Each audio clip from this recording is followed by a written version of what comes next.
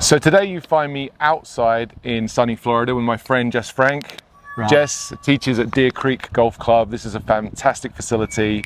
So we've spent the last 2 days teaching half-day masterclasses on the range with golfers from all over the world, and it's been an absolute blast. It's been a pleasure. This weather's been amazing, and we thought it'd be good to come out here and share with you what we've found over the last couple of days have really been the key drills that we've had to work with students on, because a lot of the time we see players with very similar problems, and they can be solved in very specific ways. So we'll do something with you today which we think will absolutely help your ball striking, and then we'll have a little teaser at the end for something that Jess will be sharing with you in a couple of days' time. Yeah, absolutely. And it's a pleasure having you, Rob, here. This is awesome. You know, watching you on your channel, and now you being here and us doing a video together is really special to me. So I'm really excited to do this. And we had an amazing last 2 days helping a lot of golfers with our Stack&Tilt system. And I think a lot of people left here with a real clear vision and a clear roadmap of improving. I think so. As we said a number of times over the last couple of days, this doesn't happen by accident. This is by design. And to that point, we would start with really helping golfers to make better contact. And if you're watching and you struggle with consistent contact, this lesson is undoubtedly going to help you.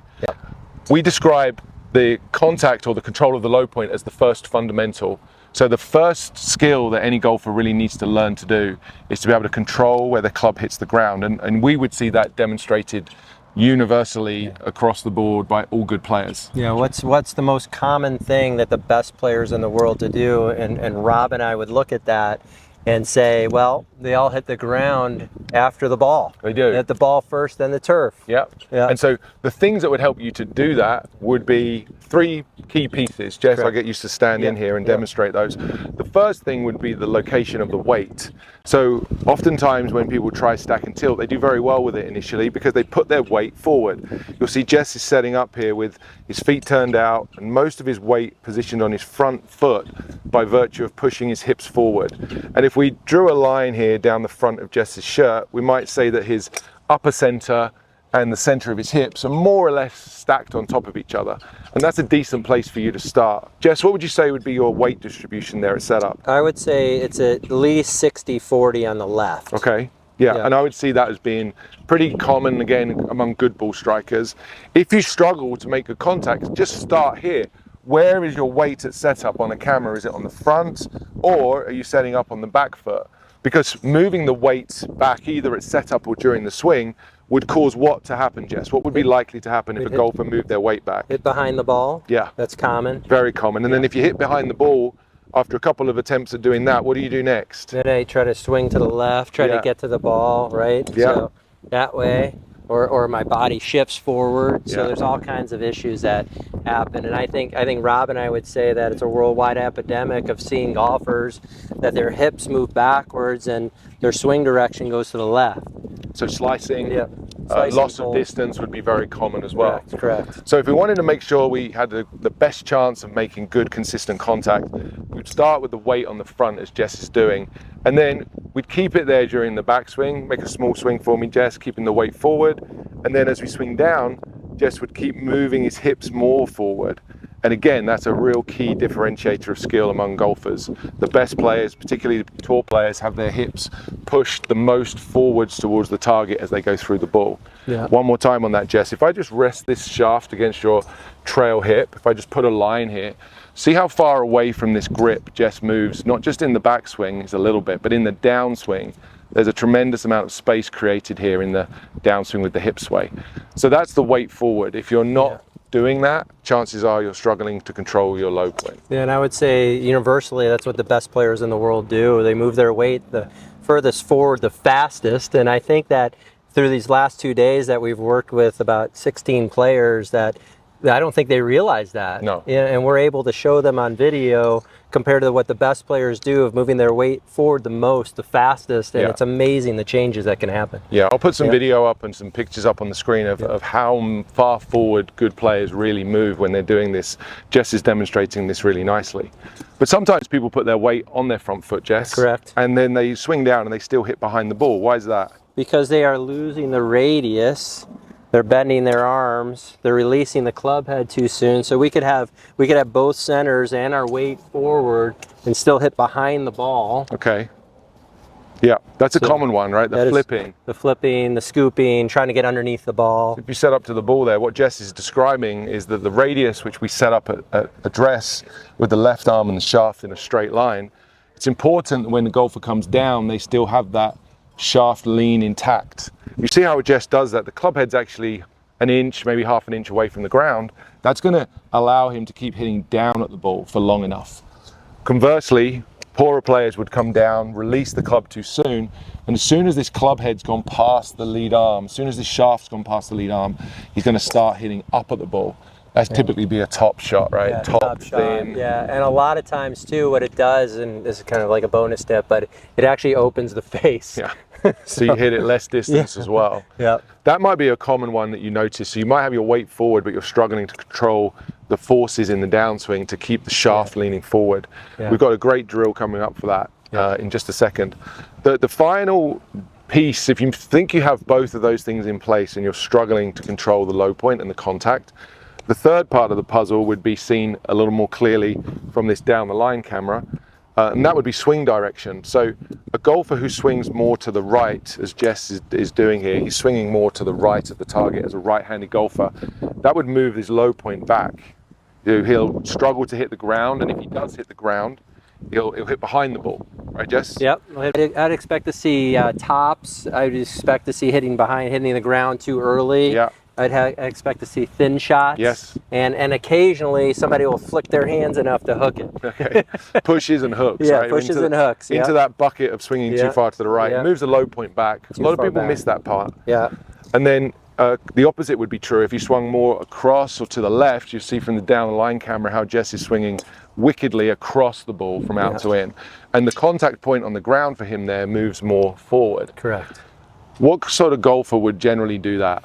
A bad golfer? That's true. No, someone who slices, pulls the ball, tops it, because you can have a steep top where the club is coming too far down and to the left. Yeah. I'll see that often. The other part to that leads into a whole host of other problems. I mean, we won't get in the weeds, but they'll start bending their arms and all kinds of issues going on. One thing we saw a lot in the last couple of days as we've been teaching would be a golfer who has their weight too far back, Jess, when you do the backswing.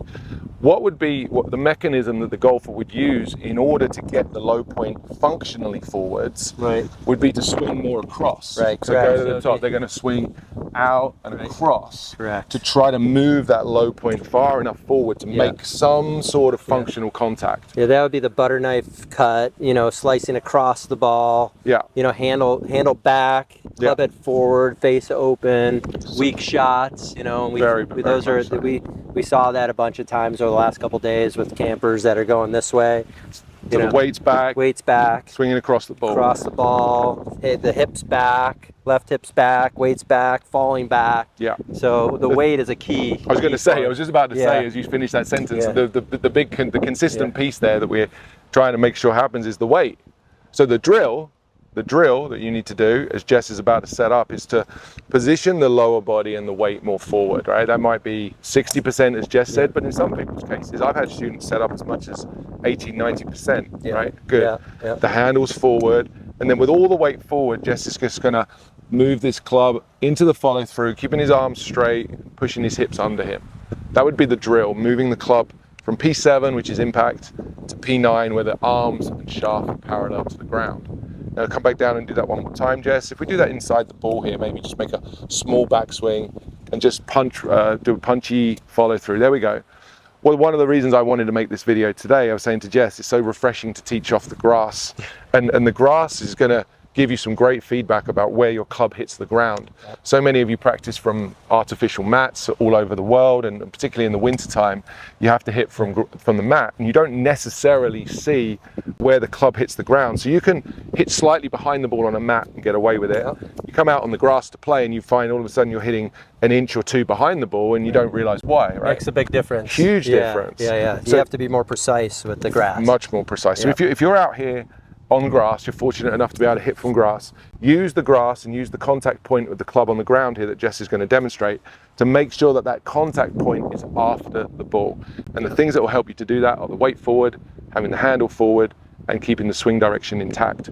Final piece here in this drill is that Jess has still got the radius that he had here, the shaft forward, he still has that intact at the end of the swing. There's been no roll, no change. I think a lot of people miss that point, that you're supposed to release the club or roll it over. This drill is that. Exactly. Yeah. And golf has been taught for so long to golfers have been taught to shift their weight and then release their hands. Yeah. And that's why we stay busy. Well, it is, but we want people to do better. Yes, we're going to help them do better. All of this is predictable if you know what to look for. Correct. So the drill's been described. Jess is going to punch one out there for us in a minute. We're just going to do this small, little chippy one. Make sure you control the finish. Look at that follow through. The arms and club in a straight line. The radius is still intact, and his hips are forward. There's your checkpoints as you go ahead and. And I think our point to what we were talking about with the campers the last couple of days is none of this happens by accident. No. We've been training this way for a long time. Yeah. But when you have a systematic approach to doing this, it makes it a lot easier. Absolutely. So now go ahead and set up to just small punch. It's a nice shot. Yeah. You see the divot, ball's first, divot second, and there's a predictable draw in there because he's kept the draw that was built in at setup, he's continued to keep that into the follow through. Yeah. That really will help. It's a bit of a stretch, but it's pretty much everybody watching this video would benefit from that drill. 100%. I mean, everyone that I teach, all could benefit. Every beginner would do well with it. Everybody trying to improve their golf. And it's even a drill, I'm sure you'd agree with me, that we go back to, when we lose our strike a little bit, the pieces that this helps to control, the weight being forward and the radius being intact, these pieces are so valuable to just punching the balls out there, hitting the ball high enough up on the face. I wanted to make this point actually. This is Jess's club. He's worn the center of it out here. And good golfers do that. Good golfers hit the center of the face, but they also hit high enough up the club face, because they have the shaft lean at impact. Yeah. You're hitting down and out at the back of the ball. Yeah. You can see that. You can see the grid set up here, and you're hitting down and out to the back of the ball, and then your low point's forward, and you're hitting high enough in the face to hit the ball high. Conversely, the poorest golfers have the shaft back.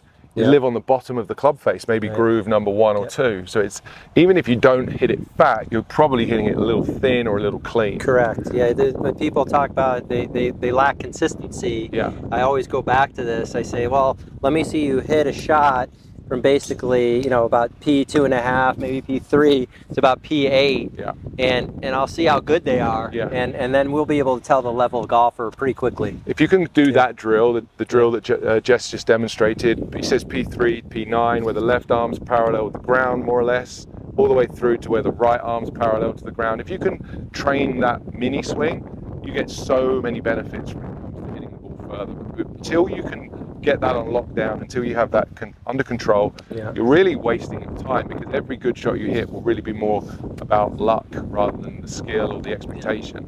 Yes. So the drill that we could call that would be the 90-90-90 arm straight. Yeah. And when we work around the shaft. When Jess stops here with the arms parallel to the ground, the 90 is sort of 90 of shoulder turn at this point, 90 of hip turn, and somewhat 90 of knee turn. We've turned the corner around 90 degrees. So that's the 90-90-90 drill. And you would know you hadn't done this correctly if you reached the point where your arms were parallel to the ground in the follow through. And now all of a sudden the body turns insufficient, hasn't reached where he needs to get to, hips aren't there, and the knees don't look the same either. So this is a very specific spot with a very subjective feel for each player, but it's a very specific spot. If you can use a camera, take a look at where you're trying to finish, you're going to get so much out of this exercise. Jess, why don't you hit one more for us before you finish? Chip it out there. That's awesome. Yeah. High, push, draw, no rolling of the face, great control of the low point. As we were saying there, the real skill is to get this on lockdown first. 100%. You've probably got 60% of full power into that shot. Yeah, about 60. Yeah, that's fair. Yeah, about 120 yards or so. Okay. 7 iron. So that's a decent start. If everyone could do that consistently, you'd be able to play golf like that. Oh yeah, and you can play golf that way. Some people want more power. Yes. This is where it starts to go wrong. And in a couple of days' time, we'll be sharing a drill with you on Jess's channel that will teach you how to add power to the swing, both in the backswing and the follow through, but retain the geometry. Keep this intact. So not only will you hit it solid, Right. you'll also hit it far. And that's what we want, right? That's what we want. 3 fundamentals. Guys, we really appreciate you watching. Jess and I have had so much fun teaching these schools the last couple of days. And again, thank you for having me out here. It's been awesome, Rob. We're going to be doing more schools coming up in the future. If you want to learn about those, make sure you're subscribed to the channels. We're going to announce everything on here as the dates become live. Check out the website, and of course, make sure you're checking out Jess's channel. I'll put all of his details down in the description below. Make sure you're subscribed, and make sure you turn on notifications so you get notified about this new video coming out in a couple of days. Awesome, Rob. Jess, thanks for you, everything. Man. It's been a pleasure.